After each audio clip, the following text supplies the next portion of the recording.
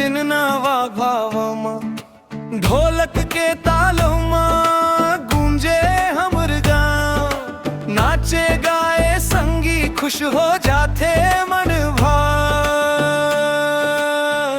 बस्तरिया मोर संगवारी रे मया के रंग मरंग वारी रे। हाथ धर के चल संग मां जिंदगी बन जाही त्योहारी रे। बस्तरिया मोर संगवारी रे मया के रंग मरंग वारी रे।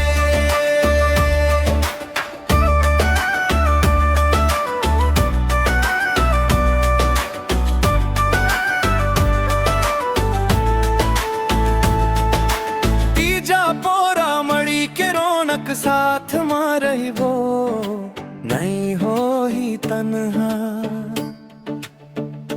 सल्फी के मीठास हंसी मां झलकाते तोर मोर संगवारी दिल मां बस जाते। गाँव के गलियन मां पहला रखे पाँव तोर हंसी सुनते फिर जागे नवा उमंग। बस्तरिया मोर संगवारी रे मया के रंग मरंग वारी रे। नाच गाना खुशियों के संग दिल में बस गए तैये प्यारी रे।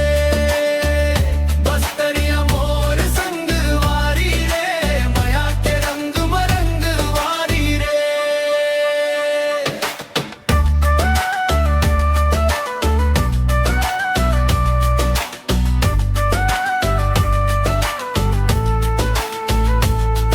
अब सबो संग आ जावा हाथ में हाथ धर के मन के बोझ